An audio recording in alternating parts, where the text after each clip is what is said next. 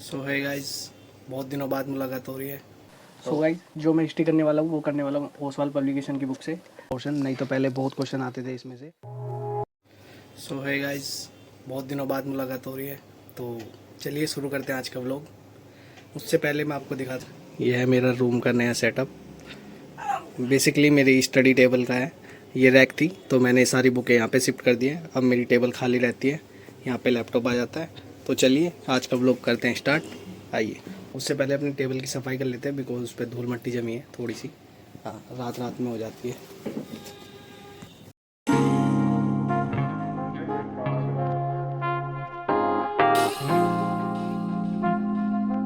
So guys, अब बना लेते हैं अपनी आज की to do list. To do list में जो मैं आज करने वाला हूँ वो है सिनोनिम 50, ईडियम 25 और वन वर्ड 25।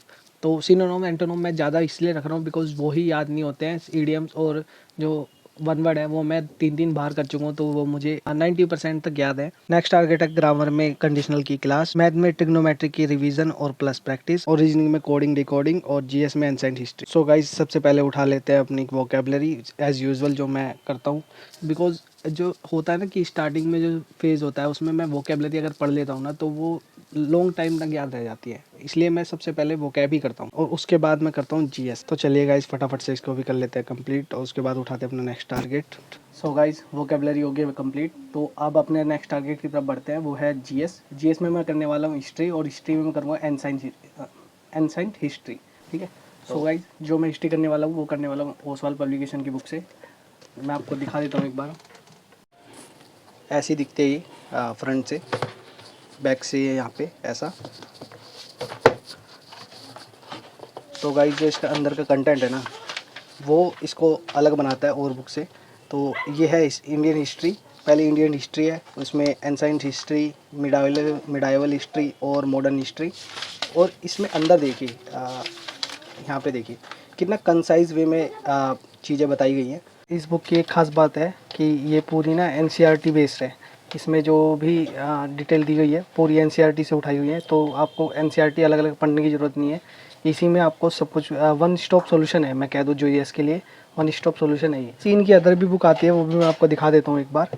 जैसे ये है एसएससी सीपीओ के लिए 15 सोल्व सेट पेपर है। इसमें मैंने जो एक चीज़ नोटिस करी, देखो प्रीवियस ईयर पेपर जो बुक होती है उसमें आपको पेपर तो कोई भी प्रोवाइड कर देगा, बट इसमें जो इसमें होता है सॉल्यूशन मेन होता है। जो भी तुम्हें अच्छा सॉल्यूशन देना वो बेस्ट बुक है प्रीवियस ईयर पेपर के लिए। इसमें जो भी जो सॉल्यूशन दिए ना बहुत कंसाइज वे में, मतलब शॉर्ट एंड स्मार्ट अप्रोच जो होती है ना, सारी स्मार्ट अप्रोच दी गई है। देखो ये भी जैसे ये क्वेश्चन है, इसका ऑप्शन 3 करेक्ट था, बट ये कैसे इन्होंने शॉर्ट वे में करके बिल्कुल एज इट इज़ जैसे ट्रिक बताते ना टीचर, ऐसे ही इन्होंने बिल्कुल छापा हुआ है ए टू जेड। और इंग्लिश में जो इसके इनके सॉल्यूशन है ना वो मुझे बहुत अच्छे लगे।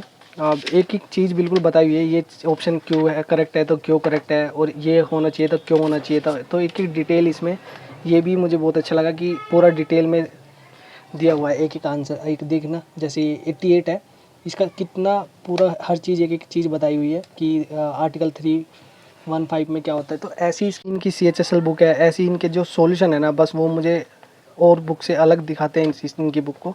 तो ये मुझे बहुत अच्छी लगी। तो इनका जो लिंक है मैं अपने चैनल के डिस्क्रिप्शन में डाल देता हूँ, आपको चेकआउट करना है वहाँ से कर सकते हैं। ठीक है। और ऐसी इनकी एसएससी स्टेनोग्राफर की है, तो आप सारी बुक ले सकते हैं इनकी।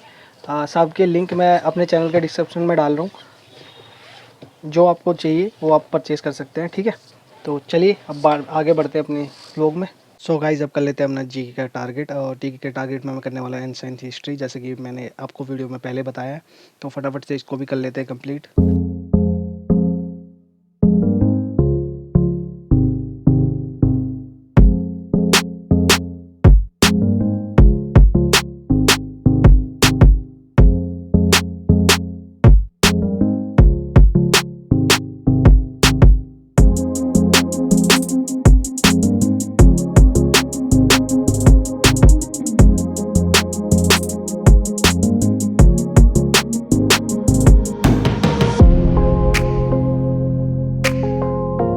सो गाइस अब नेक्स्ट उठा लेते हैं अपना टारगेट इंग्लिश, और इंग्लिश में मैं करने वाला हूँ कंडीशनल चैप्टर। कंडीशनल चैप्टर, इस चैप्टर में से बहुत क्वेश्चन बनते थे पहले, बहुत क्वेश्चन बनते थे। अब तो ये थोड़ा सा कम कर दिया गया है इसका पोर्शन, नहीं तो पहले बहुत क्वेश्चन आते थे इसमें से। बट फिर भी ये इंपॉर्टेंट है, इसमें से कभी भी क्वेश्चन आ सकते हैं और बहुत ही ईजी टॉपिक है ये। अगर थोड़ा सा भी आपने पहले क्या बेसिक पढ़ा है, प्रोनाउन नाउन वाउन सब का मिक्सचर है ये। जैसे कि सब्जेक्ट वर्ब एग्रीमेंट है ना, तो मुझे भी ये सेम ऐसे ही कंडीशनल लगता है। तो चलिए इसे भी कर लेते हैं फटाफट कंप्लीट।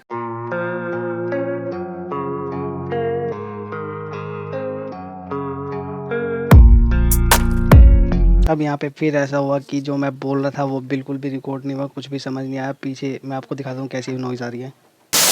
ये सब रिकॉर्ड हुआ, कभी कभी तो मुझे लगता है घोस्ट ना आ गया हो मेरी वीडियो में। Just joking guys. तो चलिए गाइस, अब मेरा जो टारगेट था इंग्लिश का कंडीशनल चैप्टर वो मैंने कंप्लीट कर लिया था। तो अब टाइम हो गया था लंच का, और यहाँ पे भी जो ऑडियो है वो रिकॉर्ड नहीं हुई थी, इसलिए मैं वॉइस ओवर कर रहा हूँ। और जो मेरा आज का लंच है वो है आलू की सब्जी और चटनी और प्लस रायता। लंच हो गया मेरा फिनिश। तो अब कर लेते हैं अपना नेक्स्ट टारगेट, जो कि है मैथ। मैथ में मैं करने वाला हूँ मैथ ट्रिग्नोमेट्री चैप्टर की प्रैक्टिस, जो मैं करूँगा आदित्य रंजन सर की जो क्लास नोट्स की सीट्स होती है वो। तो इससे प्रैक्टिस करेंगे, प्लस रिवीजन भी इसी से हो जाएगा। तो आइए स्टार्ट करते हैं अपनी मैथ की प्रैक्टिस और प्लस रिवीजन ट्रिग्नोमेट्री। लंच करने के बाद मैंने थोड़ा सा रेस्ट किया था गाइज, और उसके बाद मैंने की अपनी मैथ स्टार्ट। मैथ में मैं आज करने वाला हूँ ट्रिग्नोमेट्री, और जो मैंने ट्रिग्नोमेट्री पढ़ी थी ना, तो उसी का जो क्लास सीट्स होती है जो सर देते हैं, तो सीट से ही पूरा चैप्टर रिवाइज हो जाएगा, एक्स्ट्रा कुछ करने की जरूरत नहीं। सो गाइज, जो मेरा मैथ का टारगेट है वो भी कंप्लीट हो गया है। जो इसकी फर्स्ट सीट है, इसमें 54 क्वेश्चन थे जो मैंने 2.5 घंटे में कंप्लीट हुआ है मुझसे। मतलब इसमें मुझे रिवीजन और प्लस प्रैक्टिस दोनों करनी थी, तो इसलिए ज़्यादा टाइम लग गया। जैसे मैं इसको 2-3 बार करूँगा ना तो टाइम नहीं लगेगा, मतलब कम टाइम हो जाएगा, क्योंकि चीज़ें पहली बार है तो टाइम लगता है। दूसरी तीसरी बार में जल्दी से हो जाती है। और बाकी जो 3 क्वेश्चन मुझसे नहीं हुए वो मैंने मार्क कर दिए, वो मैं बाद में देख लूँगा। तो आइए अब बढ़ते हैं अपने नेक्स्ट टारगेट की तरफ। और नेक्स्ट और लास्ट टारगेट है मेरा, वो है रीजनिंग का। रीजनिंग में डिकोडिंग के क्वेश्चन मुझे करने हैं। बाकी ये लास्ट मेरा टारगेट है। और ये मैंने छोटा टारगेट इसलिए बनाया है कि मुझे 5 बजे से पार्क भी जाना है, और टाइम हो गया 4 बज गए हैं। तो 1 घंटा डिकोडिंग करते हैं, और आइए उसकी प्रैक्टिस करते हैं, और उसके बाद अपना पार्क जाएंगे और वाइंड अप करेंगे आज का डे। सो गाइज, जो मैंने डिकोडिंग की चैप्टर की प्रैक्टिस की वो की है मैंने पिनेकल की साइट से। पिनेकल की साइट पे ना डिकोडिंग के जो क्वेश्चन हैं वो पड़े हुए हैं, और जो ये सारे क्वेश्चन है ना वो प्रीवियस ईयर है, तो इसलिए मैंने यहाँ से प्रैक्टिस की। और मेरे पास एक भी रीजनिंग की कोई बुक नहीं है प्रैक्टिस के लिए, इसलिए मैंने यहाँ से प्रैक्टिस की है। और जैसा कि आपको पता ही है कि मेरी जो रीजनिंग है वो ठीक ठाक ही है, तो जिस भी चैप्टर में मुझे प्रॉब्लम लगती है मैं ऐसे क्वेश्चन लगा लेता हूँ। सो गाइज, जो मेरा रीजनिंग का टारगेट है वो भी कंप्लीट हो गया है, और जो मेरे सारे टारगेट मैंने आज बनाए थे वो मैंने सारे कंप्लीट कर लिए हैं। सो गाइस, अब जाना है मुझे पार्क, तो आज के लिए इतना ही रखते हैं। बाकी मैं आके रिवीजन करूँगा जो मैंने पढ़ा है। तो अभी के लिए इतने रखते हैं। अभी मैं पार्क जाऊँगा, वहाँ से आके अपनी स्टडी कंटिन्यू करूँगा।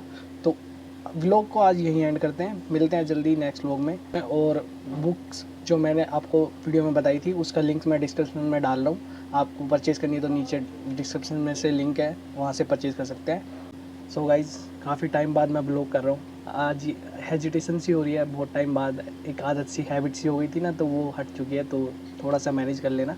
और थोड़ा सा सोचा कि बहुत टाइम हो गया है तो एक ब्लॉग डाल देता हूँ, इसलिए मैंने ये ब्लॉग बना दिया है। तो चलिए, अगर आपको ब्लॉग अच्छा लगे तो नीचे कमेंट कर दीजिएगा। जो भी आपकी क्वेरी हो, फीडबैक हो, आप नीचे कमेंट कीजिएगा, मैं ज़रूर पढ़ूँगा और रिप्लाई भी दूँगा। ठीक है, बाय बाय।